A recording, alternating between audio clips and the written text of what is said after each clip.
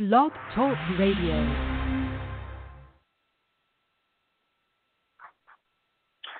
Good evening, everyone.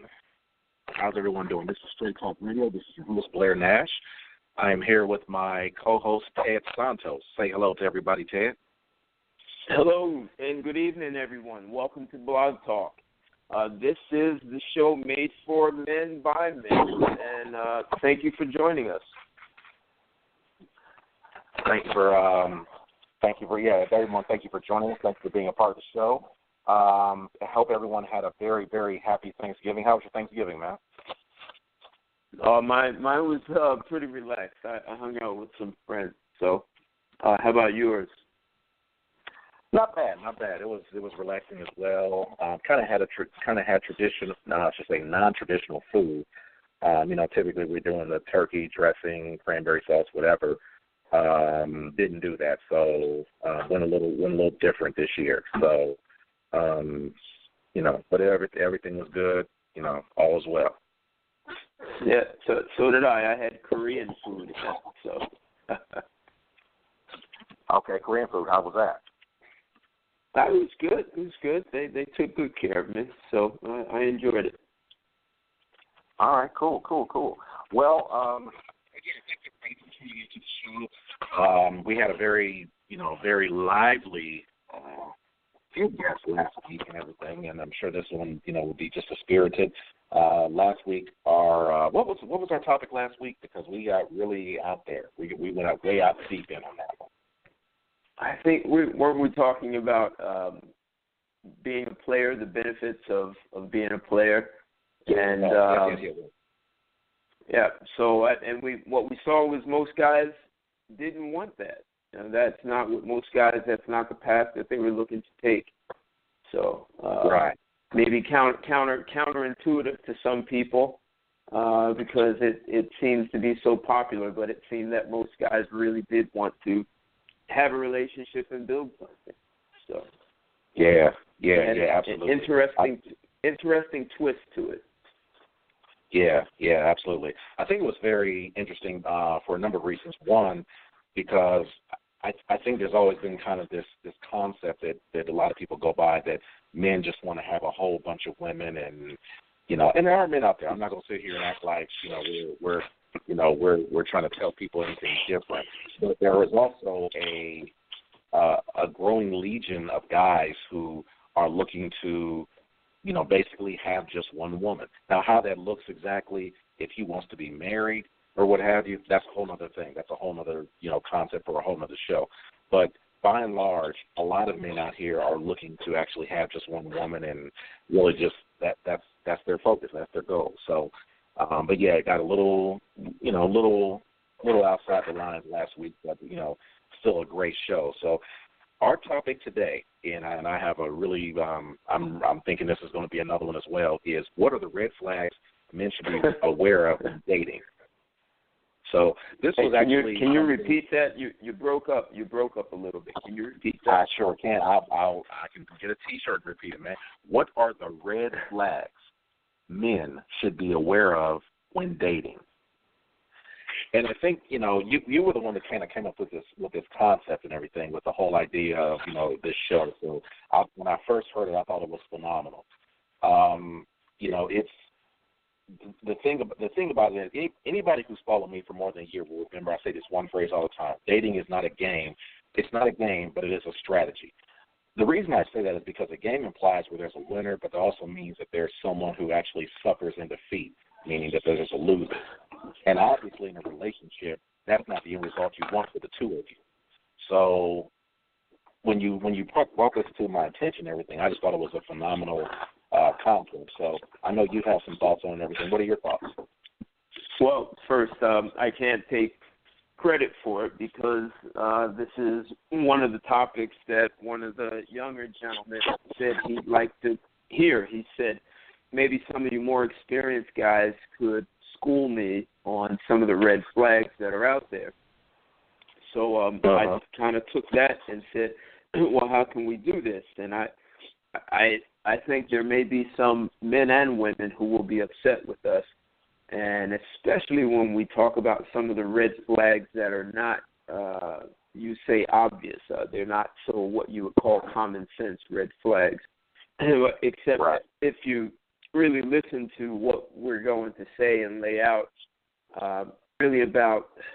So in a way, in the spirit of Thanksgiving, we're going to give people a gift.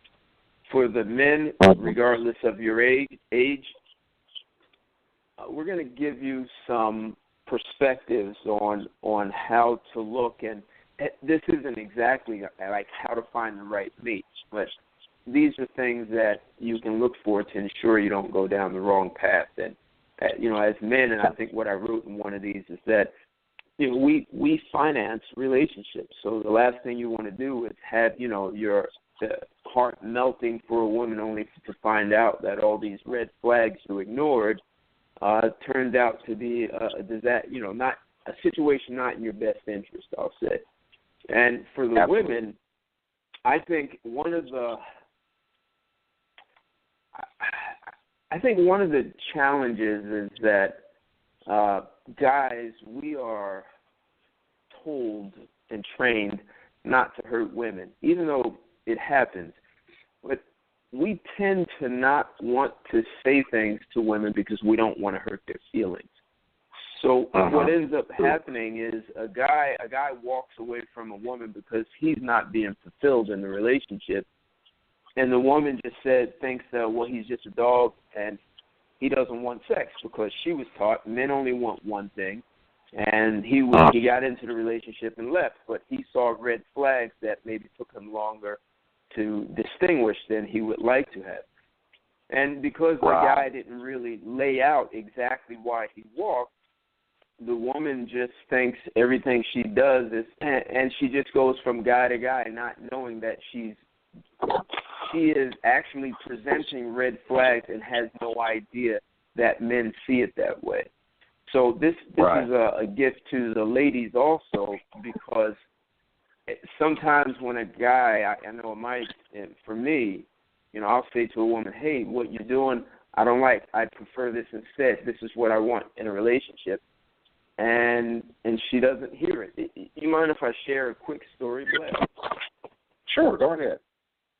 Sure. So I dated a woman who I knew, you could say, her entire life, because her family took a picture of me when I'm 3 years older than her, and she was either a few days old or a few weeks old. There's a picture of me holding her. So she lived on my street. Her mother, her parents wanted us to marry, and when we were I hit my mid-20s, we dated. And most people thought this was sort of a fairy tale situation, because she knew everyone, all my relatives, cousins, aunts, uncles, grandparents, and vice versa. And she came from a very accomplished family. And so we're in a relationship, and one of the things she kept saying is, you can't do those things with me. You can't hold my hand that way. You can't kiss me that way because you did this with another woman. And she just had this long list of things you can do. I said, wow, you're really putting me in a cage, and that doesn't give me the freedom to be myself. And I said that over and over, in person, over the phone, and it was those sit on the bed, heart to heart, let me really tell you the kind of guy I am, and you've known me all my life. And she refused to listen. And I abruptly ended the relationship in a rather cold way. She said, we can work it out. I said, no, we can't. And it was just amazing, the amount. It wasn't like I said this one or two times, because, to me there seemed to be a lot at stake. Our families were very close. And I didn't want to just end it, except I couldn't see me going down a path with a woman who wasn't even listening to me. And what made it more amazing is that I didn't see her for 9 years, and we got together, we talked, and she said, hey, tell me what happened. Why did you end it? And I told her the same thing I had said 9 years ago. And she just said, no, there's no way. I don't believe that. And I'm just thinking, wow, like she really just didn't listen. So I'm saying that to say, a lot of times as guys, we don't say it. So then when you're the only guy being honest, she can't comprehend that. So I'm I'm asking ladies to listen. These are some of the red flags that we see, and they do impact how we make a decision and how serious we take a woman.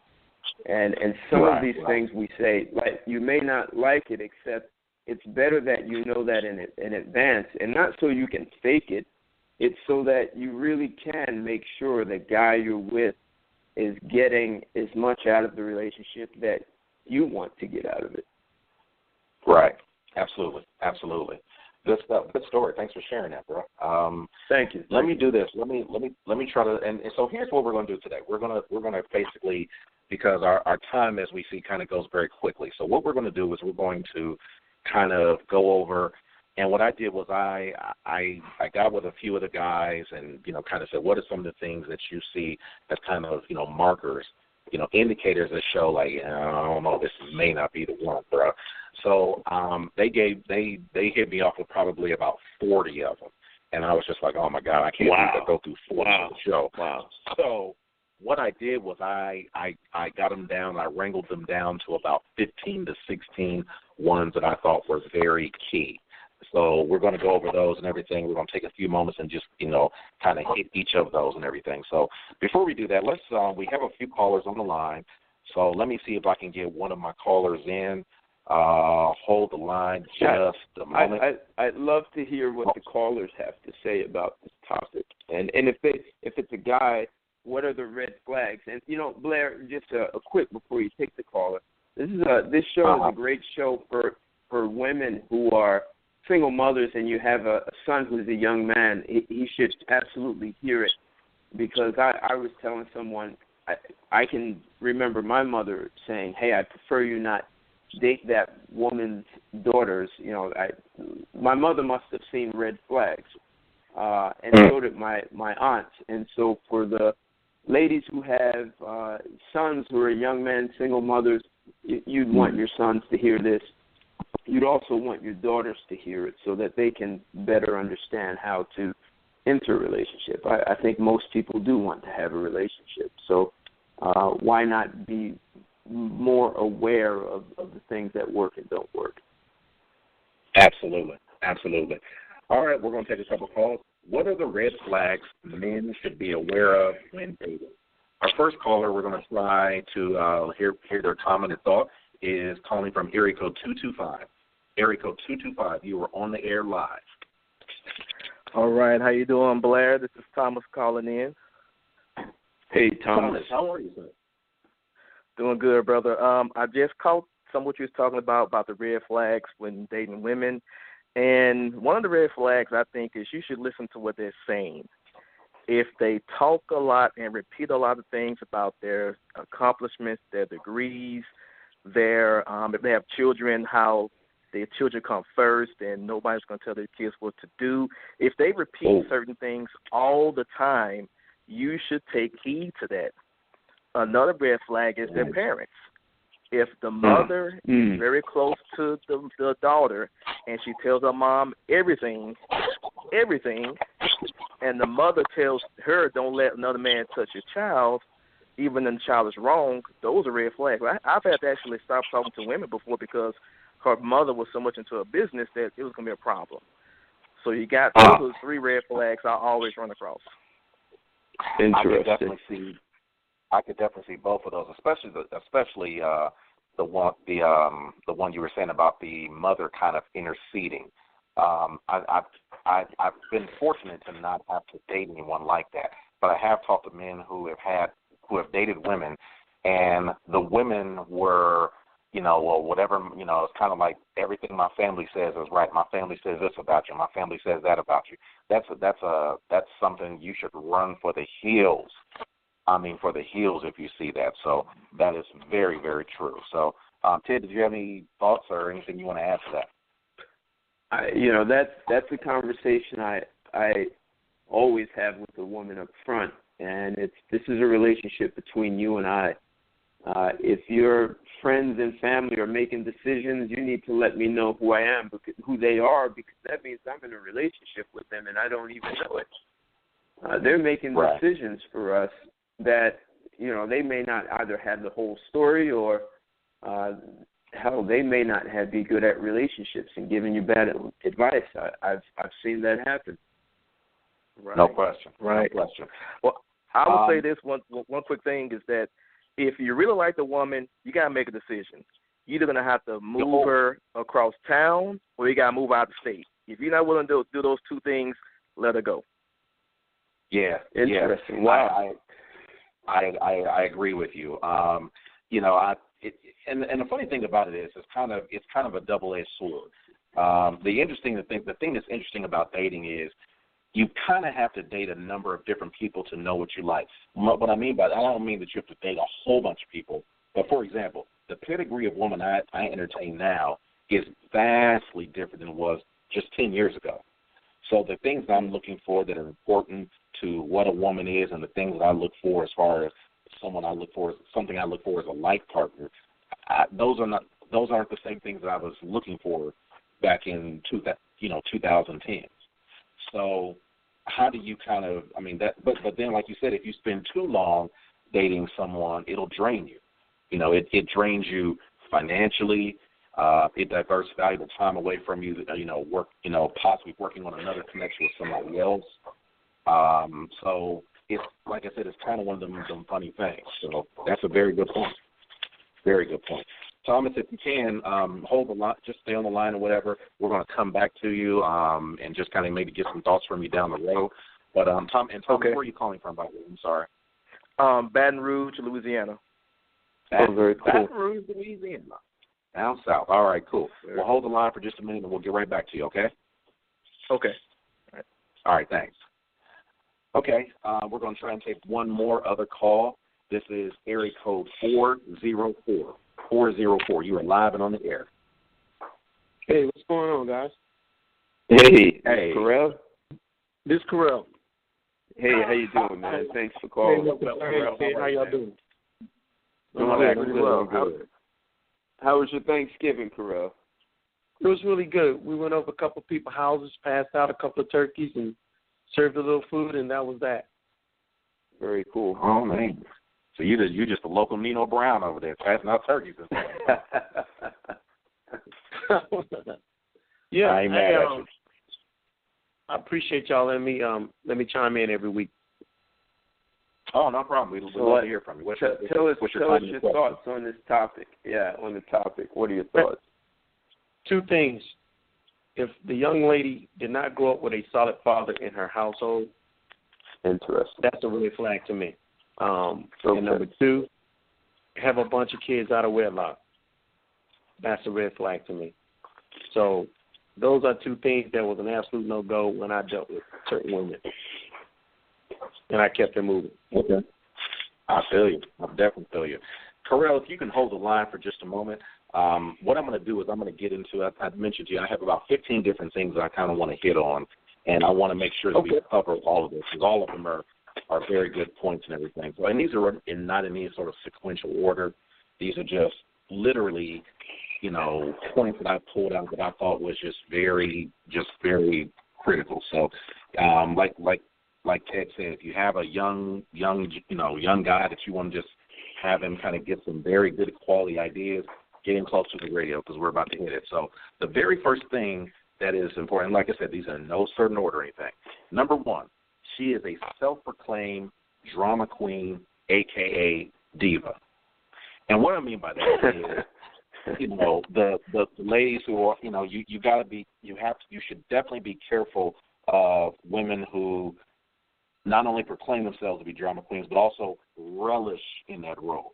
How many times have you been on social media and you've been, saying that you've been watching someone post something and there's a woman and she just is like, I'm a drama queen, I'm a diva, don't bring the smoke my way, and it's like, woman, who are you? That's not becoming of someone that is looking to build anything with another individual. You don't want any sort of anything like that. You don't want anyone to have any sort of emotional swings that go from one extreme to another where, life is like either, very boring or it's just 100 miles an hour. You have to find kind of somewhere in that middle range where you can just, have your life. So the idea of being impulsive and just having a lot of drama surrounding it around you, it can't make for a good relationship. So what are your thoughts on that? Hey, Blair, whenever I meet someone, man or woman, and they say they get bored easily, I always ask a couple of questions. And the first one is, when you get bored, are you there? Do you understand what I'm asking the person, Blair? I do not. Okay. So someone says they get bored. Let's say the person's name is Bob, and Bob says, hey, I get bored easily. Bob, when you get bored, are you always there? I mean, who's there when you get bored? Are there other people? Oh, gotcha. And normally they'll say, well, yes, I'm always there. Well, Bob, maybe it's you who's boring. Okay. So if I meet a woman who says she gets bored easily and she needs drama, you have to excite me. Maybe she just has a really boring life and hasn't done much. She hasn't read much. She hasn't traveled much. She hasn't experienced much. Maybe she hasn't even left her block.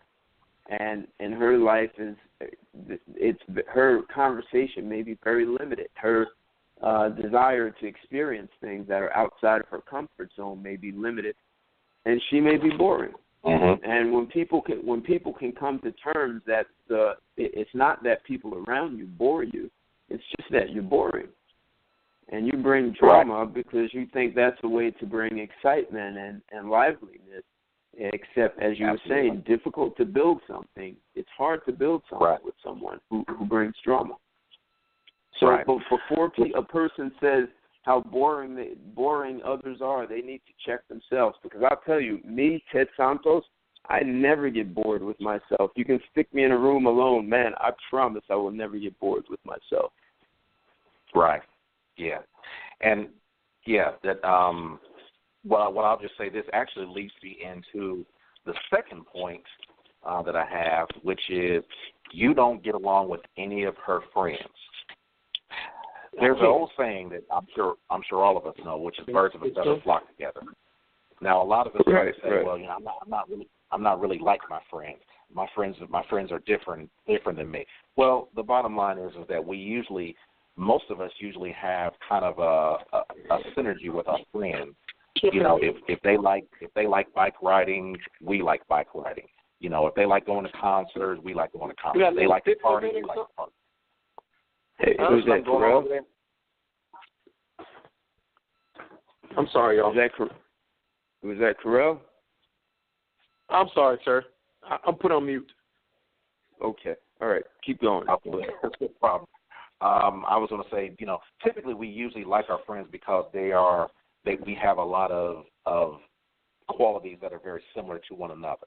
Very seldom are you going to find people that you just hang around consistently where they're just so vastly different. So, it's, when you find someone and you don't get along with her friends and, you don't need to be besties with her crew. That's not what we're saying. But, if you can't even spend basic time with it and, then on top of that, she's talking about, she's gone back and told her friends, like, yeah, he's this and he ain't doing this for me or whatever. Now the friends are looking at you side-eye like, yeah, this Negro here. That's a very, very bad sign. Birds of a feather flock together. There's wisdom in that old adage. Absolutely. And just a quick flip side, sometimes her friends will sabotage the relationship and then come sneak through the back door to hook up with you. And I can tell you I've seen that one. That's a whole other conversation for a whole other time. I've had that happen as well. I won't go into any details, but yes, that does happen where you break up with an individual, and then all of a sudden another person is made themselves available. So yeah, that does happen. So number 3, when you ask her, this is something. Oh man, this is a Sunday, so I know the heavens are going to open up on this one. When you ask her why her relationships ended, she said all her exes were jerks. Now, there is a possibility that every man she's ever dated was definitely a jerk. There is a possibility. But if that's the case, what does that say about your judgment, ladies? And what is it about your personality that draws you to losers? that also might mean that you're possibly a jerk too. So when you talk to, and I tell guys all the time, when you talk to women, don't let them just kind of, like, it was all a trick. None of them was honest. None of them was. It's like, wait a minute. I could see if one, maybe two guys are like that. Right. But if you're dating four and five guys over a 10, 15-year period of time, and all of those guys just treated you and just dogged you and played you and finessed you, there's something that you actually have to go back in and start to look at how you qualify men. And a lot of times with women, I don't think they really understand that part of qualifying men is asking questions like we're talking about right now, asking the right questions. So if you find a woman who is, every guy that I've ever dealt with, he's just been a dog, and it just ain't been right. Everything, that's a problem. Again, I always say, run for the hills. Run for the hills. So we're gonna pause right there. Blair, go ahead, I want to say quickly, dating. If people don't realize that if you're looking to be serious with someone, dating is no different than interviewing. And if you think you're not interviewing, you're kidding yourself. So everything you do, the person is watching, both man and woman. And when you talk about the woman who says all the guys were jerks, vetting, yes, is important. The other aspect is, what are you presenting? So, and I'll give you an example of something that a lot of women maybe overlook and not see the importance, but integrity is so important. It's difficult to build anything with someone who doesn't have integrity. So when you meet a woman, you're having good conversations on the phone, and she never returns a call, or she says she'll call you and she doesn't call you back. You may say that's a little deal, but really good guys start to wonder, can I depend on this woman's word? And you step away because this person is showing you that they can't be relied upon. They don't do what they say they're going to do. And a phone call may seem simple, except it really says something about who you are. Now, who's going to stick around for that? Usually the guys who don't have integrity also. And now she's in a situation, and she's only attracting guys who are just like her. So it goes back to what you're saying. Well, if all the guys you dated were jerks, what is it that you were presenting that jerks are the only ones who were interested? Right. Yeah, anybody that knows me and has followed me for a while will tell you I'm very much a person who kind of holds one's feet to the fire, because when you date one bum, you get a pass. When you date a second bum, I'm like, okay. But when you get to your third bum, we got to now go back to the very beginning. If you hear me make a lot of sports references, I always say it's kind of like playing basketball. If you're doing well, if you're scoring 20 points a game, 10 rebounds, I don't say anything to you. But if you're sitting here and you keep dribbling the ball off your leg, and you keep, I ask you to rebound and you don't know how to rebound, and you don't know how to box out, and you don't know how to play defense, I now have to take you back to the very beginning stages of how to play basketball. And so this is a lot of times, what I end up doing a lot of times when I talk to women. I say, well, wait a minute, you're the common denominator. You've had four straight dudes who have played you. You are the common denominator. So, and for the guys, I say, you can't say, well, she was a trip. No, Negro, you a trip. No, you don't know how to pick women. So it's so imperative, man. It really is. It really is. So let's try and did you want to bring Thomas? You wanted to bring Thomas and Carell back in, or did you want to bring in another caller? What did you want to do? Well, I was going to try to take another call real quick. Is that okay? Yeah, that's cool. Yeah, that's cool. Okay. All right. Hold the line for just a moment. We have area code 678, which I believe is Atlanta. 678. You are live and on the air. Go right ahead. 678. Going once. They just want to listen. Let them listen. All right. Going once, going twice. All right. Okay. So you said to bring Thomas and Carell back on the line. So Thomas and Carell, I think Thomas stepped away for just a moment. I'm still here. Just a moment. Okay, you still there? He's Okay, still there. Cool. Yeah, I'm still here. Awesome. Are you there as well, Carell? I'm here. Okay, cool. Okay, so what are your thoughts so far on the three that we've gotten through? Oh, I name them. The three. Absolutely agree with your three. The first one, drama queen. I want peace in the house. I don't want no outside drama. I don't want no internal drama. And I damn sure don't want drama between us. Number two, you know, you talked about I'm not friends with her friends. Well, I ain't screwing your friends, and I'm not trying to make a future with your friends. I don't have to necessarily be friends with your friends, but I don't need any of your friends trying to be any discourse and disconnect inside of my relationship. And the last one, let me see, I got that written down. What was the third one? You said the third one was jerk. When you asked her about her relationship, she was like, you know, all of them was bums. Yeah. You said all men are jerks. Hey, listen, you're the only common denominator. At some point, you got to start looking at the person that is this, you know, quintessential variable in all those men, and all those men don't know each other. How those men get to be jerks? We need to take a little bit of self-responsibility, a little bit of accountability. Right.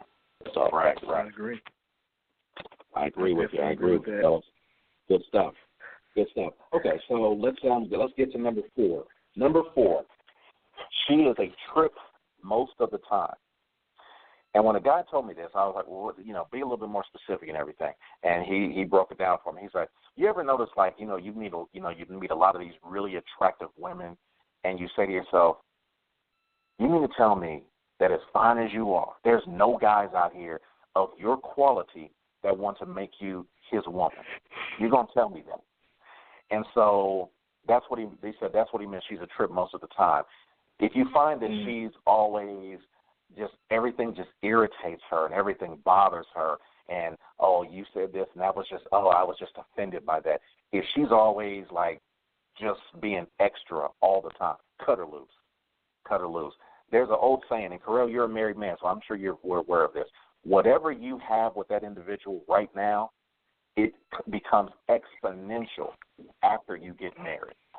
So the idea that all of a sudden, well, she don't like to cook and everything, but she said, well, once we get married, she's gonna or what, she said, no. Things get worse after you get married, and I don't mean that people just fall off the grid, but whatever you dislike about that individual, it becomes worse. Why? Part of the reason, and Carell, I'd like you to add to this, part of the reason is because there's really no consequence nor incentive for that person to do the right thing. When you're dating somebody, you're like, you know what, later for all this. No way at all. But when you're married, yes, anybody can leave. I don't want to use that whole thing, but it's a lot harder to leave, much harder to leave, and there's a lot more of a consequence financially, especially to the man, when you decide you want to leave and don't want to put up with. That's why you have so many men all over this country, all over the world really, but all over this country who are sitting there suffering in these relationships and marriages because they're unhappy with women and know that they can't leave. So, Carell, let me get your thoughts and feedback on that. Oh, absolutely. I read a book a long time ago in college called A Vision for Black Men, Naheem Akbar, and he talked about how boys play house and men make house. So it's easy to disengage when things are not going the way you want it to go. When you're in a relationship, when you're married, man, there's consequences. You got financial consequences, you got family consequences, you got people who thought I knew it wasn't going to work anyway. So if I was to ignore those red flags, then those things they're not going to get better once that person knows, hey, this joker's in it for the long haul. So either I can avoid those red flags or tell the person about those red flags and then see if they're going to fix it, not only in what they say, but how they do. And sometimes you got to come to the realization that's just subconscious. For example, I said that a woman, I stopped dealing with women who didn't go over the solid father house, because there's some things a man's going to say and do, being a son of a man who was raised by a man and a man who was raised by a man 4 generations back, that when I look at a woman and I say certain things, I don't want her to be thinking, oh, he's controlling, manipulative, and all this stuff like a lot of these things women tell they booed up friends. Well, if a woman comes from a household with a man lead, they will know, hey, man, my dad didn't put up with that. My dad is not trying to come from a position of trying to make me do this. He's really looking out for the well-being not only for myself, but for the unit as us being a couple. Right. Absolutely. Yeah. Absolutely. I think that a lot of men. I'm sorry. Go ahead. I was about to say, I think a lot of men don't properly vet women. We ask questions, but we don't ask the right questions. We don't ask them about their family background, their relationship with their mother, their father. When we meet their friends, they're going to have their one friend that's going to keep it real with you. They may not talk about their friend in front of you, but if you can get that one good friend who knows them well and ask him or her, what's the real deal with so-and-so, they're going to tell you why this person has been single, why this person has been a jerk, why this person dates certain people. They'll tell you why, and you got to make a decision. Okay, their friend kept it real with me. Am I going to stay with this person or leave them alone? But I think a lot of men see a fat ass, big tits, and they don't ask the right question. Now, if they're going to buy a car, they're going to ask 50 questions about the car. The interior, the tires, the engine. So when it comes to a woman, she got booty, check. She got ass, check. She ain't too mouthy, check. But they're mental. We don't check that mental, and that's why a lot of guys get tripped up sometimes. Right. Absolutely. Absolutely. Ted, weigh in on that for me, brother. No, you guys are doing great. On that one, you're doing great. I'm with you 100%. All right, cool. All right, we're going to try and take one quick call, and then we're going to get back and go to number 5. So hold the line for just a moment. Area code 205. 205. You were live and on the air. Go right ahead. I'm just listening. Okay, cool. All right, no problem. All right, cool. So let's keep it moving because the time is going to escape us. Number 5, she treats waiters like, or I should say wait staff like, and I'm not going to say the word that was said here, but BS essentially. I think this is very true. Especially, I think it's very known within our culture. You see a lot of our women, when they go out to eat, and you see them how they treat a lot of the I call it the help. They just treat them in a dogged way. Is somebody all right over there? Somebody breakdancing over there? What's going on?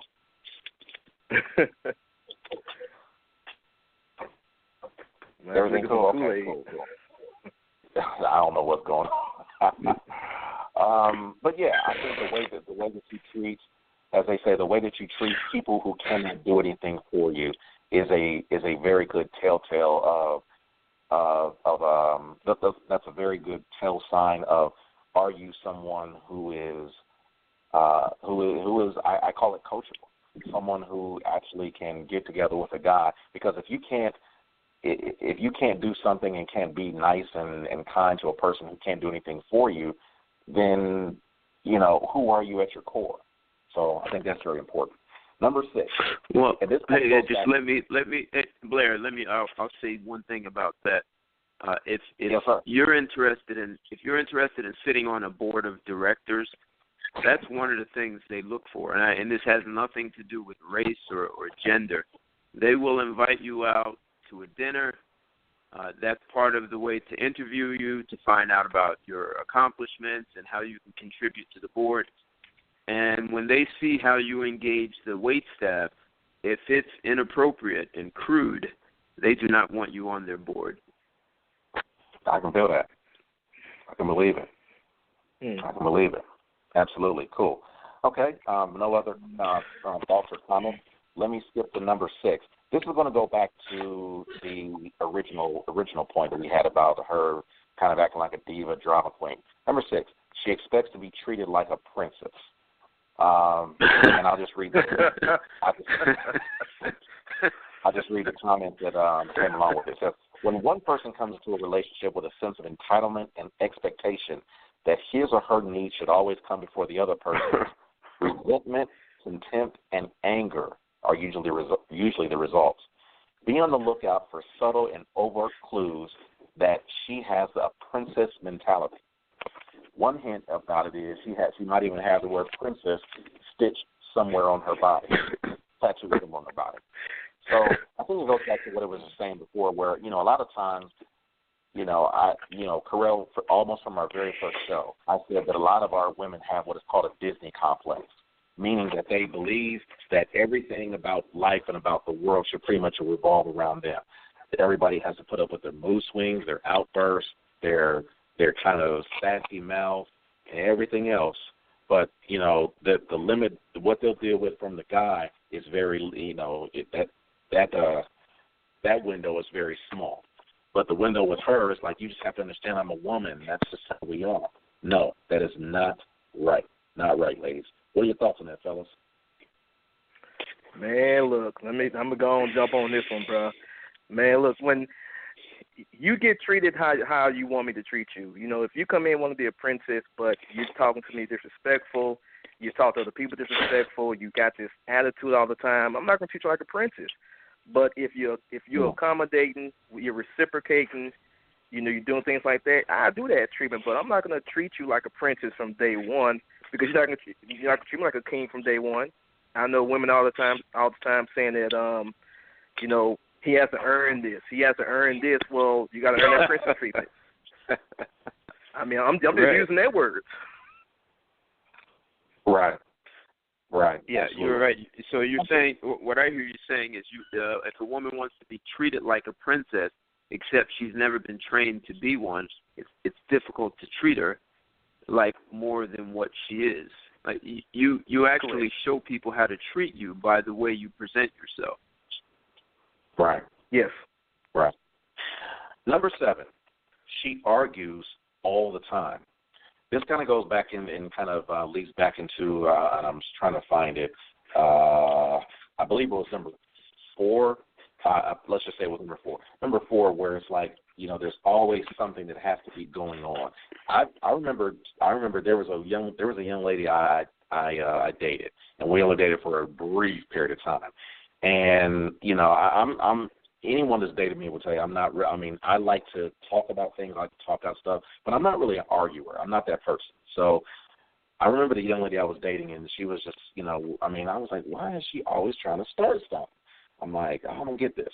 And in one of our conversations, she basically admitted, she was like, I just felt like I like that energy about just, being in a, kind of just that whole energy about arguing and everything. And then we, and I'm like, no. Mm-hmm. And so I just knew that. I just knew right then. I was like, you might as well just unplug my cord, because I knew this was not going to be that person. One of the things she wanted make-up sex. Let's fight and have make-up sex. That kind of thing. It wasn't even about the makeup sex. She just wanted that whole energy of just being, just that whole energy around her. There's I'm sorry, go ahead. No, I'm just listening. Okay. So yeah, nobody wants to argue all the time. There's something I tell women all the time. When I ask women, what are the top 3 things that men want? Most women don't get it right, because they automatically default to sex and food. And that's not right. It ain't even close to being correct. The one crazy. I have not met a man yet. The number one thing, ladies, that men want, peace. I gotta come home. Say that. The number one thing that's most important to men is peace. I don't want to come home to arguing. If there's legit reason for us to have a discussion about something, we can discuss that. I'm not saying that. But I don't want to come home every day or every other day and have you with your little face twisted and everything. You've got to be able to harness that, control it, and say, you know what, it ain't really that big of a deal.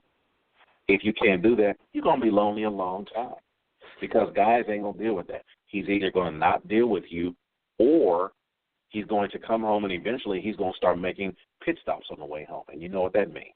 Right. Do not pick a woman who likes to argue all the time. If you want to argue all the time, there's a problem. I'm going to say this real quick. I'm going to default to you, Ted. There's something I wrote here. It says, researchers have found that for a relationship to be happy, the ratio of positive to negative interactions needs to be 5-to-1. That means for every time that we have a discussion, we need to have 5 positive discussions, 5 positive discussions, and one discussion can be somewhat not positive, but we might need to discuss something. But we can't be having half arguing all the time or arguing most of the time. That's not to work. The reason why I think a lot of guys date women the way they do is because the first couple of years of the honeymoon period. You know, a lot of times with women, what they'll do is they'll hold off and they're like, well, I'm not gonna do anything for the first 2 years. I'm gonna let think everything is cool. And then the year 3, or maybe once they're married, all of a sudden you're like, who the hell is this woman?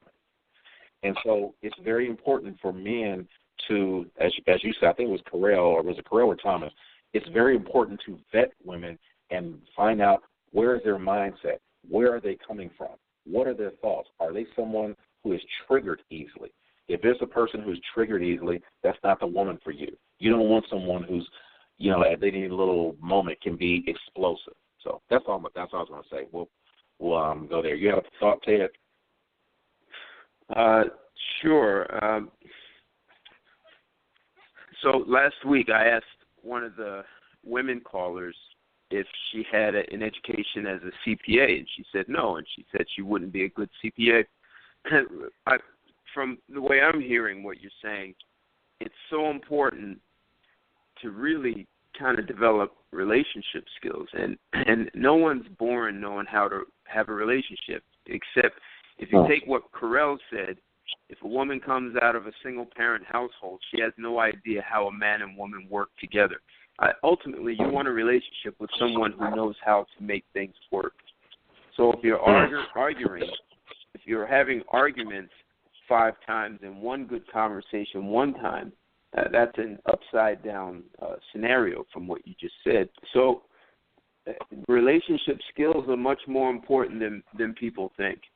And if you spent your 20s running around just being with a lot of different people, you may have squandered the time to develop those skills, and now you're going to try and play catch-up, and the clock is going to run out on you. Right. Yeah, I think that when women like to argue a lot, that's a masculine trait in a woman. I actually have a close friend that she's like that. She's when I'm with her one-on-one, she's very feminine when she wants to be, but she likes to debate and argue a lot. And a lot of times it's about topics that's not even a big deal. It could be a fact about who's the president of this company, and she'll want to have a hard-down debate about it. I'm like, look, it's not that big of a deal. And when she comments on Facebook, she will make a post and would dare you to challenge her, and if you sound like you dumb, she'll cut you down. And I tell her, I'm like, look, no man want to deal with a woman like you. But she says, I'm an alpha woman. Well, I'm like, well, alpha men are not going to want to deal with you. That's not going to work. They don't want to argue with a woman like they argue with a man. But she thinks that's an endearing trait, but it repels a lot of men, and it shows because all the men that she's dated that I know of, they've all been men that really are beneath her. But I guess they're the only guys that will really take the crap that she gives out. So I look at that as a masculine trait that I'm not going to deal with. I might try to tell her about herself, but I'm not going to try to date her and change it at the same time. Interesting. Right. So yeah, and Thomas, in saying that, it's there may be some red flags that if the woman is really worth the effort, you can go in and deal with that, work with her. But ultimately, she's got to be able to at some point transform that mindset and get the importance of making things work, because then you're just a teammate that's working against you. And this is football season. If you have an offensive lineman and you quarterback and your lineman is not blocking and he's actually helping tackle you, your team is going to lose every single week. I agree. Right. I agree, Number brother. 8, fellas. Number 8. She gets angry, manipulates, or guilts you when you want to spend time with your boys. I can honestly say that I've actually had a scenario like that. There was a young lady I was dating, and when I would, mention, I was going to, hey, me and the fellas going to go shoot, anybody that knows me knows I like to shoot pool. I would say, let me and the fellas going to go shoot pool. And we would be gone maybe 4 hours, right? Because anybody that knows me knows I love pool. I don't like pool. I love pool, right? So we'd be gone for a number of hours. We played probably 20, 25 games during that period of time, right? Because we would just be out. And I just remember her just blowing. I'm like, she's like, well, when are you coming home? I'm like, look, first of all, I'm with my boys, and if you want to come up here to the pool hall, we'll let that happen. But it just became a situation where, at any time, and then and this is, of course, before I was more savvy and understanding how women do what they do. In understanding it down the road, I had found out that she had actually been cheated on. So in the back of her mind, any time that she doesn't have access or know exactly, and know where the guy is at, all of a sudden it triggers her to think that something's going on and this man must be out here, doing grimy and doing dirty. So, yeah, that was a problem. She gets angry, manipulates, or guilts you when you want to spend time with your boys. Now, of course, there's a balance on that. You can't be out all the time, and I know some guys who are out every weekend with their boys, and that may be, especially if you're in a relationship and or marriage, might be a little bit too much to be out every weekend. Mm-hmm. That's just my personal opinion, but there has to be a balance. So if you have specific times where you want to hang with the crew and like, hey, we want to go wipe off, look nice, go somewhere and just, sit and drinks and, talk about sports or whatever, that's fine. But if it becomes a situation where you feel bad for wanting to go be with your friends, that is a red flag. So, Blair, I'll say that's one of those red flags that I think can be dealt with. I think people use the word compromise, and I think we need to do a show on the difference between compromising and negotiating, because compromise really just creates an environment of resentment and you owe me. But I think that one could be negotiated. That's probably one I could deal with. And I agree. I was getting cheated on. I was about to say this. Cheated on. Go ahead. I was about to say the same thing you're saying, that if she tells me from the beginning of the relationship, or I hear her say that, my last man cheated on me, and then she shows some signs of wanting to know where I'm at, I'll have a talk with her and we'll discuss that, and I'll be, cognizant of, what I'm doing. But I would expect her that if I'm working with her on that she would learn to trust me, that I'm not going to mess around on her. So if I know that from the get-go, I work with her on that, but if we're together for a while and she still acts like I'm going to walk out on her, then now she's kind of self-sabotaging the relationship, you know what I'm saying? So I can see where she's coming from, but at the same time, she's got to learn how to trust as we go along, if that makes sense. Absolutely. It does. Absolutely. All right, no other points on that. Go to number 9. Number 9, she never apologizes nor takes responsibility for her bad behavior or emotional outbursts. What do you think on that, fellas? Wait a minute. So you mean to tell me she has emotional outbursts? See, I don't care about you apologizing, because if I'm messed up, I expect you to tell me I'm messed up. I expect you to tell me why I'm messed up. If you're messed up, you best believe I'm going to tell you messed up. And I'm going to tell you why you messed up. And I'm going to take you to step 3 and tell you what you need to do to fix yourself. Now, you don't have to doggone apologize. I expect you to fix your behavior. Now, if you don't ever accept responsibility and or take heed to being accountable, then, that ain't going to work, because you have not fully matured into the ways of womanhood. I mean, and, so that's how I look on that. And look, don't start none, won't be none. There is nothing that we can't talk about once we get at 1710 and we go in this house and close the doors. All right? We got 8,000 square feet. We can go over this house and have a conversation about any and everything. We don't need to be out in public showing our ass as if we can't, as a married couple, keep it together or look like we got it together. That's all I got on that. Right. Absolutely. Ted, what are your thoughts on that, brother? Hey, am I still there? You still are, absolutely. Okay. All right. I got disconnected. Don't know what happened. Okay. I'm sorry. What was that point again? Just tell me again. Just getting cut off and just No back problem. She never apologizes or takes responsibility for her bad behavior or emotional outbursts. Let me kind of give you a quick story about Ken and everything. And this is a personal thing. So, I'm an author, and I'll share a quick thing with you. So when I did there was a young lady I dated a number of years ago. When I dropped my first book in 2015, I had a tremendous turnout. I mean, I had probably close to 250 people come out. It was a great thing, right? So I literally signed books from 8 p.m. until literally 11:45 nonstop. I mean, it was a beautiful thing.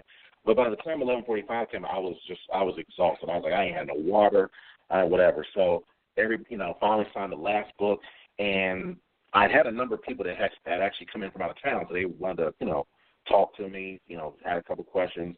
So the young lady I was dating at the time, I said, give me just 5-6 minutes.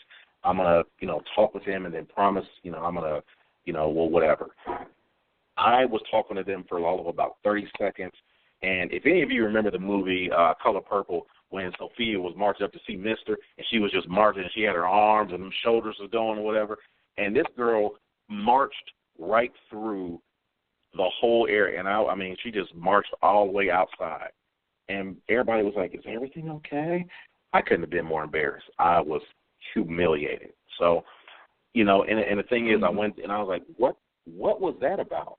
And she was like, I've been trying to talk to you all evening. I'm like, this ain't even about me.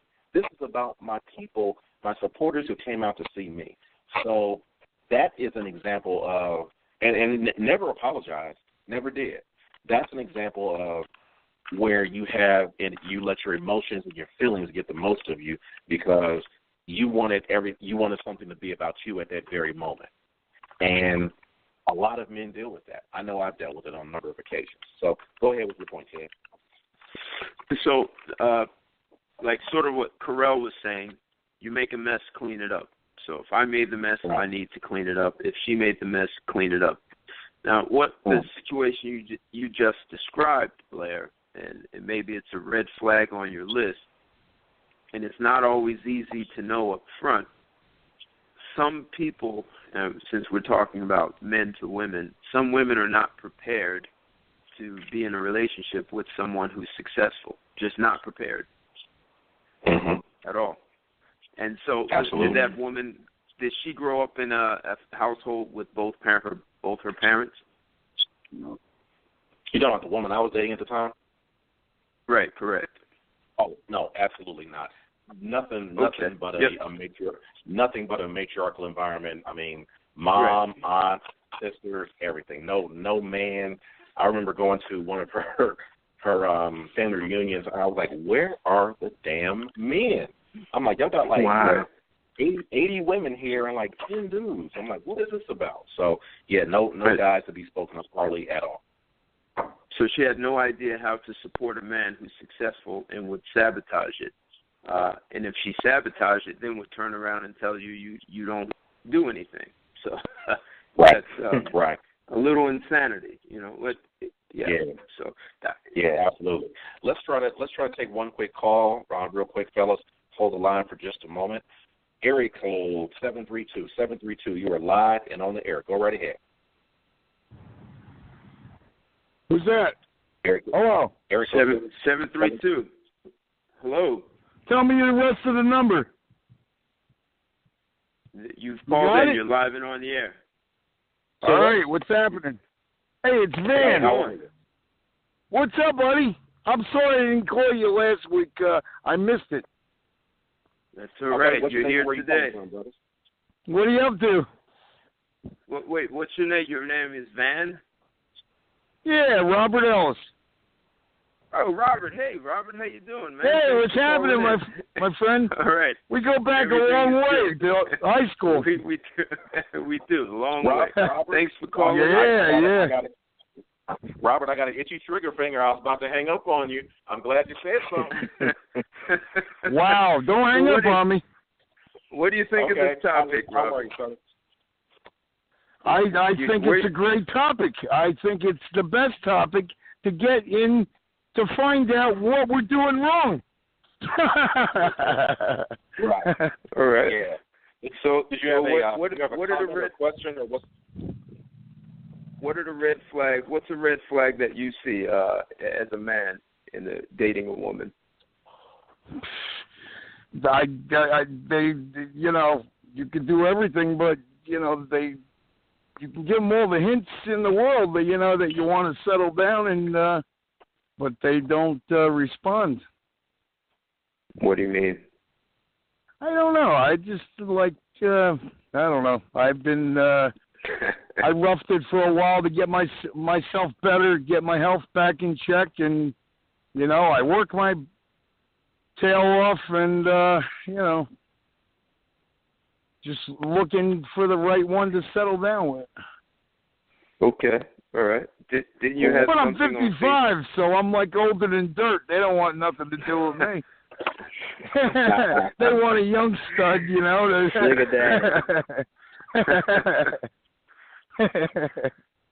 So wasn't it you that posted? All right, go ahead, Blair. No, go ahead, Ted. Go ahead. I was going to ask you, Robert, didn't you post something about you went on a date, the woman stayed on her phone the whole time? Did you post that? I don't think so, no. No? Okay, that was, all right, nope. That was someone else. No, I'm right, like a loner, man. I can't get a date. And I'm a good-looking guy. I work hard, but, I don't know. My health is coming back good, I've been through a lot of bad times with loss, and, like we all do. Right? Yep, happens to us all. So, Robert, I'm so glad you called in, man. It's great to hear your voice, man. Yeah, same here. Thank you for your time, Robert. Cool. Appreciate it. We're gonna put you on hold so you can hear the rest of the show. All right. All right, sounds good. Hey, great talking to you, Ted. Same here. Thank you, man. Hey, have a good one, man. All right. You too. All right. So thanks for your call, Robert. Let's go to the number 10 because we're running out of time. And this kind of leads into what you were talking about, Correll. I don't know if you're still with us on the line. She has a bad relationship with her family. It says, as the relationship gets more serious, you're likely to meet her friends and her parents and family. Watch how she interacts with them. Her comfort level with her family will often lead to her putting down her guard and showing her true colors. Patterns or scripts that your partner uses in one set of relationships will most likely be introduced into your relationship. If she gets along great with her family, great. You'll likely experience the same in your relationship. However, if she's cold and distant with her family, tread carefully. You might experience the same kind of hostility later. Of course, there's cases where the apple truly does fall from the tree. If her family is nuts or abusive, her distance is understandable and likely a good thing. What are your thoughts, fellas? Man, you know what? I've been lucky. All of my past relationships, the women had good relationships with their family. One of my relationships, it felt like a traditional dating thing. Like everything we did was with her and her sisters or her and her parents. We went out, we did activities as a family. So I've never dated a woman where she had a bad relationship with her family. And I have had, sexual relationships with women who had bad relationships with their mothers, and I would never take them serious, but the women that had bad relationships with their mothers, they cussed them out, I never took them serious, but that's just been my experience. Okay. All right, what are your thoughts, Ted? I think for the most part, I've been in relationships with women who had great relationships with their family, their father, their mother, especially. But lately, in the past few years, I'm seeing more women who are having not such good relationships with their mothers, and these are generally women who were raised by a single mother. And some of the things that went on in the household, part of it you can kind of understand when a mother has some guy who's paying the bills and he takes liberties in the house. So that could actually be a red flag in itself. A woman who's been molested by someone, whether it's a family member or outside of the family. If guys don't understand, you really do hurt a woman's mindset and her ability to function in a relationship. I know a lot of these guys who do that. Some of them have someone has touched them, but it really just hurts society. It hurts a woman's ability to be in a relationship. So, absolutely. Absolutely. While I have compassion, it's kind of hard to want to be in that situation, though. Let's get to number 11 because we got 5 more to go, and we're running short on time. So, number 11, she is not flexible. And for all the other nasty-minded people, I'm talking about flexible as far as her mental capacity, not, I know people are like, what do you mean she ain't flexible? She's not flexible. So here's the point. Marriage and relationship experts have found that flexibility, the ability to go with the flow and adapt to changing circumstances, is an important attribute for relationship success. If your girlfriend is never willing to compromise or gets frazzled when plans change or things aren't exactly the way she wants them, that can mean problems down the line. I think one of the things that you can also find out about someone that you're dating is, and this is something I found myself, if you go on a trip with them, go on vacation together. If you can get, away from, not even an hour or two, I'm talking about far away, 10 hours, maybe even out the country if you can. That's when you really, and for people who travel with other folks, you can tell a lot, a lot about a person traveling with them. And I think the same is the case with when you're dating someone. You can just tell volumes about, are they, if the person's not, if you want to go and say, hey, I want to go on this excursion, we're in Phoenix, I want to go do this, or we're somewhere and I want to go camping, or I want to, go on this whitewater raft, and I want to go to this exhibit. And they're like, I don't want to do no exhibit. Come on. If she just gets bent out of shape about it, that's a bad sign, because you're going to end up doing that for pretty much the rest of your life, fellas.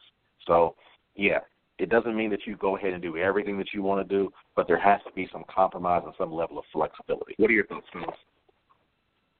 So I was saying, Carell, I think, Carell, you'll back me up on this. When you travel, especially outside the U.S. to a non-English-speaking country, you learn a lot about yourself. So for sure, if you do that with someone you're dating or married to, you're definitely going to learn a lot about that person and how they're able to deal with things that are not normal and everyday to them. Yeah, I agree with that. So my wife was born in England, Birmingham, England, to parents who were born in Birmingham, England, to grandparents who came over after World War II. Great Britain went back to the colony states to bring over, essentially the black folks to rebuild England because they were raised by Hitler. And what I find, women that I've dated who have extensive travel are more open-minded. And that's why it's very important. One of the questions I ask the lady, do you have a passport? Because it's always typical people say, tell me about the world, but they've never been outside of Atlanta. Right. In a different country. They haven't been exposed to different cultures where you just can't go back to your hood and be like, well, this is how they do it at Popeyes. When you're living in a different country or you visiting multiple countries, you're going to eat it the way they put it on the plate because that's their culture. That's what it is. So what that does to me, it shows an openness in their paradigm and how they see the world. Now, with regards to being flexible and rigid, I believe a woman should be rigid in goal setting. But I think they should be flexible by the manner in which they achieve those goals. So if you want a man to be a certain way, all right, if you want a man to be a certain way, I understand that. But there's multiple avenues to get there to that type of man or prepare yourself for that type of man. But if you just rigid and inflexible, you're not like fluid, don't nobody want to deal with that. I've been in the military. I've been a basic trainer. I don't want to deal with that, because things happen. Exactly. Right. Absolutely. Good stuff, gentlemen. All right, we're going to keep rolling because, like I said, we're running short on time. Number 12, you don't share any core values or life goals, and she's not really interested in trying to build with you. I think that's very key because, I even talked about this, Carell, you have my books, Ted, you have my books. One of the things that I talk about often is, and this is something that is very dear to my heart. we have to build, and we talk about this all the time, we have to build our own nation. What that means is we have to get off of the dominant society of the total dependence on them. I think I saw a figure a while back that said in 1902, roughly, I think, 2% of blacks were business owners, where they were totally independent of any sort of establishments, needing to get anything from the establishment. I think it was in 2016, it's still at 2%. So that's really telling of kind of how we as black people aren't really building with one another. And because as I say all the time, if you have a job and you make whatever, $50, $60, $70, $100, $200,000 a year, that's great. You're fine. But if your boss walks in and says, "Hey, cuts, we got to let you go," you're in a world of trouble, especially if you have a family.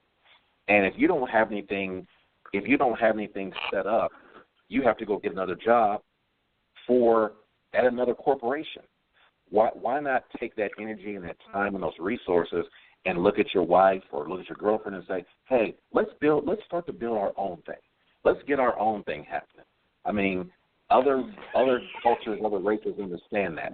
It is about nation building with our own first. So, what are your thoughts, fellas? Well, in one of our first talk shows, I talked about a guy who wrote a book. He's the author of a book called The Millionaire Mind, The Millionaire Next Door, and I think The Millionaire's Mind. And he spent quite a bit of time talking about how millionaires have a much lower divorce rate, and it's not because of money, it's because of the values they share. And that's where you started that conversation off. If you have none of those sort of values in common, it's probably going to be very difficult, because in his book he talked about how some guys were very aggressive, they took high risks, and some lost it all. And the women went nowhere because their stand and what they believed in, as that they knew that man was still the same guy.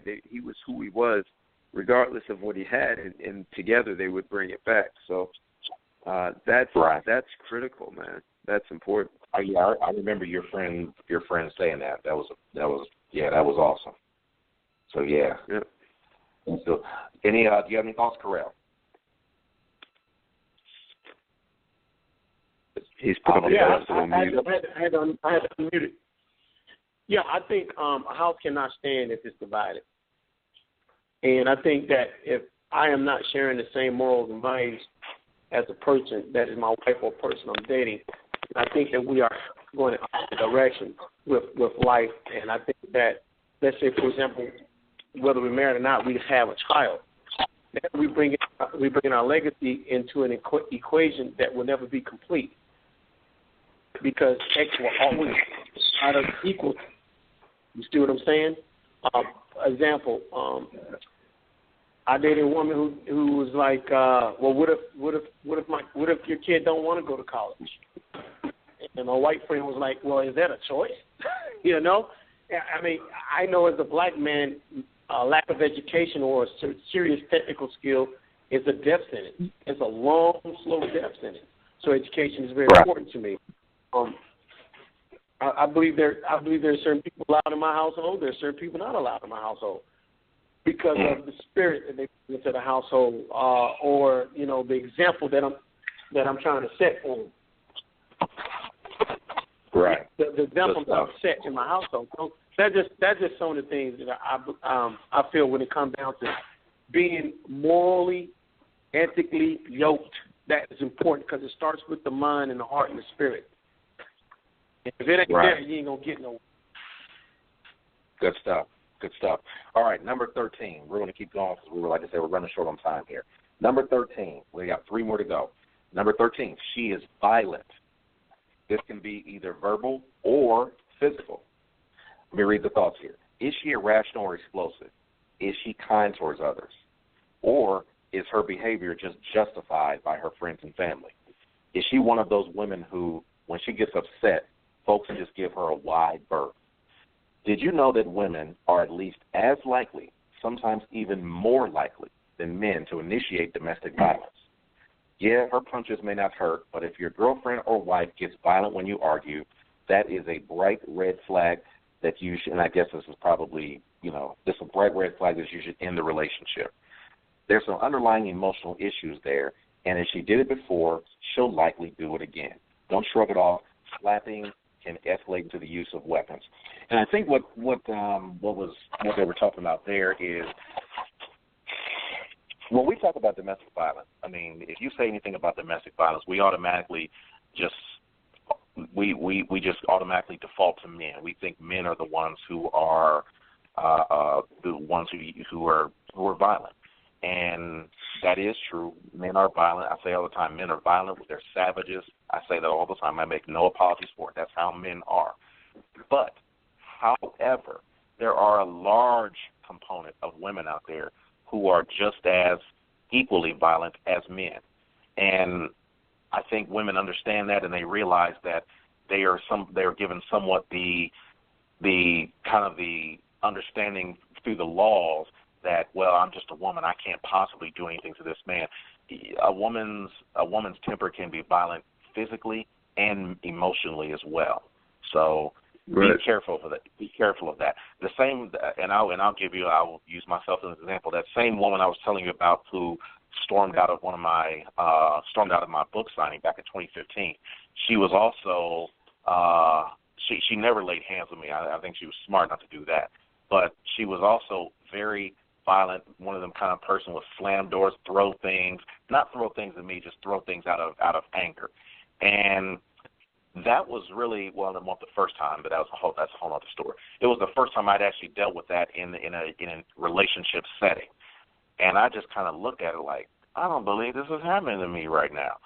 And yeah, it's kind of one of those things that's a little hard to deal with as men, because by proxy you're told and taught not to put your hands on women, and that's, of course, you're looked at with kind of the scarlet letter if you do so. But yeah, it's very critical that you keep it out early if you realize that woman has violent tendencies. Like I said, violence can be, what she does as far as throwing things, hitting on you, or it could also be verbal things that she says as well. So, what are your thoughts, fellas? In some cities, police will tell you that 40% of domestic violence calls are women physically abusing guys. And I know a lot of people will laugh that off and say it's impossible, but it's just ignored completely. Right. I think the cover is kind of being pulled back on a lot of that stuff too.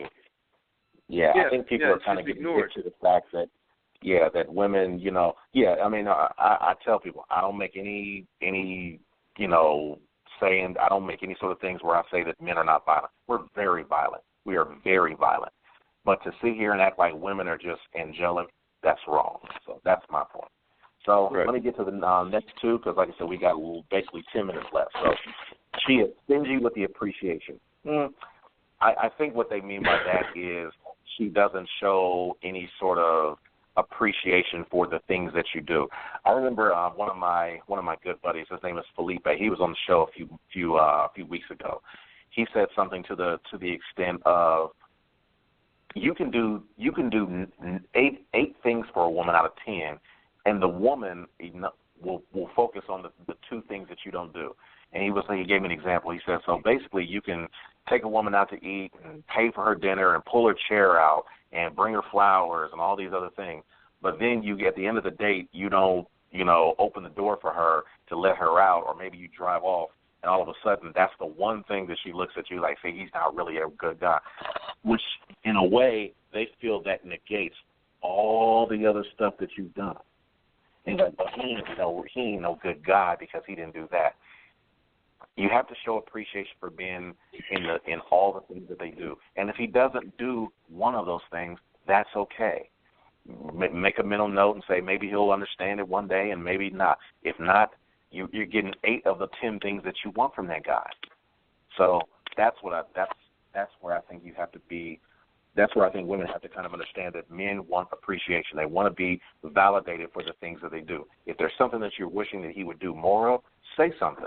But don't sit there and, discount him now because he didn't do one of the 10 things. So that's my thought. Well, most people are knowledge starved, and something has happened in the culture of living in the United States. There was a time where women actually did acknowledge men a lot more. They've gotten very stingy, except they are very needy and wanting you to tell them how they look and how smart they are, but really stingy with acknowledgments. Absolutely. Cool. All right, so we're pretty much almost on time. I got one more, and this one's going to be a doozy, so I'm gonna be ready for this one.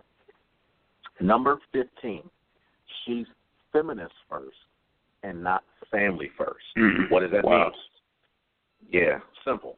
Is she about what's best for the family, or is she someone who thinks what she wants, and he has it in quotations, what she wants and how she feels, end quote, trumps the desire for the man and woman collectively? Fellas, ask her leading questions like, if we were to have sex and 6 weeks later you find out you're pregnant, what would be your initial response? If I as a man were, and this is him talking, if I as a man were vehemently opposed, would you still proceed with bringing the child to term knowing I didn't want a child? Those are things you got to ask. That's very important. I talk to women all the time, and I say that part of the reason why we are in the quandary that we're in as far as the black race and the black culture is because we have shifted our values to more of a matriarchal mindset of believing that, a woman it's okay for a woman to have a child, and if the man is not there, so be it. I don't know any other race out here that practices that. There are women who are Caucasian and Hispanic and Indian who have children outside of wedlock. I'm not here to say that. But by and large, that is not the dominant way that they do things. And so when I tell women we have to set aside this feminist mindset that, if you want a child, you should have a child and no questions asked, that doesn't sit well with them. So for the fellas listening, whether it be young, old, be mindful of that. Be very, very careful of dealing with someone who is feminist first and not family first. Your thoughts, guys. So, Blair, I'd like to take that a step further. So a red flag, and this is probably going to even bother some men out here. For sure it will bother a lot of women, but I'll lay out what I'm saying. A single mother is a red flag.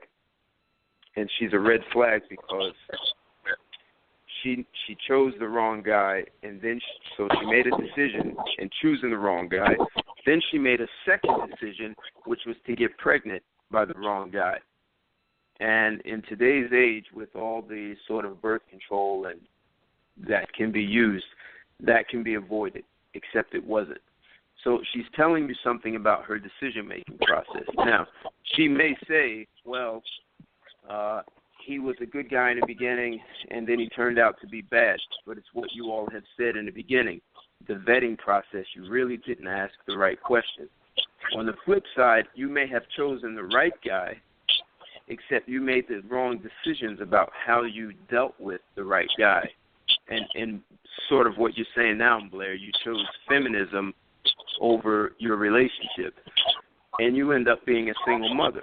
Now, being a single mother, we applaud that, except we completely discount the impact on the child. The impact on a boy growing up without a father is very severe.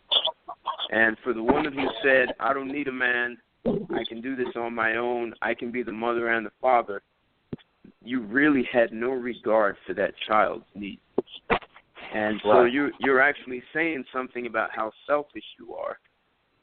And I see that as a red flag. Now, and so to take that red flag, being a single mother, if she has multiple children by multiple men, that's just an even bigger red flag. And if so you all are talking about the black community. In the black community, 22% of black men have multiple children with multiple women. And that needs to be handled. Guys, you can make better decisions. I know exactly where you're going. Go ahead, brother. Keep going.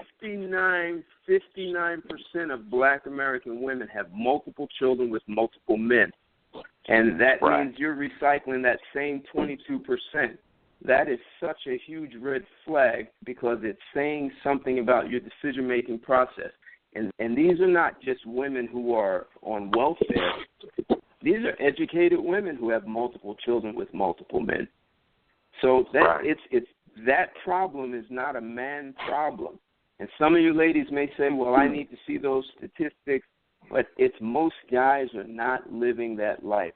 It's not even 25% of men, and it's almost 3 times as many women doing that. So for all the young ladies out here listening, if you think you can just have a child and raise it by yourself and expect the best guy, the cream of the crop, to choose you, most likely he will not want to inherit someone else's child and he just walked away or he's in jail or whatever happened.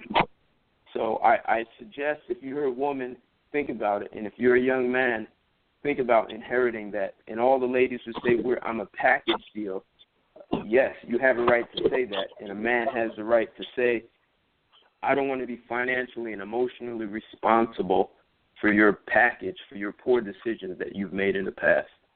And I know we're running out of time. Yeah, we're running short on time. So, yeah. I mean, everything you said and everything else. First of all, I want to thank all the callers. There was a few other calls that we weren't able to get to that were holding on the line, and I knew that we were going to kind of go up to the wire. So I apologize that I was not able to get everyone this week. So I try my best to kind of fit everybody in, but just keep calling back to the show, and I appreciate it. I love you all. But yeah, I mean, to the points. I mean, those are the 15 points that I've kind of picked out of about 40 overall tips that I got from different men. I mean, to your point, Ted, the whole idea of us having a matriarchal society and it being something that's actually going to be a success, we've had 2 generations of this now, ladies, and it's not working. It is not working at all. 78% of our sisters who actually bring children into the world, bring our children into the world in a poverty situation. You can go to Google, CDC, Pew Research, and see the numbers. So it's not anything this is not Blair speaking. This is what the numbers say. 78% of our women who bring children into this world, into this country, bring them into a level of poverty. You cannot. You mean single? Are you saying single mothers? Single women. Absolutely. Single mothers bring them into a world of poverty. So the idea that love is all we need. No, that ain't fair to that kid. That is not fair to that kid. So this is one of the reasons why we have this show, because we somehow have to, we have to kick the hornet's nest over. And I know women are going to be mad. I get the inboxes all the time, and I get people who tell me like, Blair, you're tough on the women and everything. Well, yeah, we have to be, because we are in a crisis situation. To think that we can keep doing things the same way is not going to happen. So we got 90 seconds to go, Ted. What are your thoughts real quick in closing before we get close the show? Great show. Thank you to all the callers. Thank you to all the listeners. We've said it before. We are growing, so just thank you. And if you have any ideas on topics you'd like to hear, inbox myself or Blair. But thank you very much. Thank you all for calling in. I hope you learned something from the show for this evening. Again, the title of the show is "What are the red flags men should be aware of when dating?" I hope you all learned something. If you have some, if you disagree or if you don't think that's some of these things are fair or correct, feel free to call into the show, or if you have any questions, inbox me or whatever. Until next time, until next week at 7 p.m. Eastern Time. We love you all. Have a great week, and God bless. Thank you. Take care, everyone.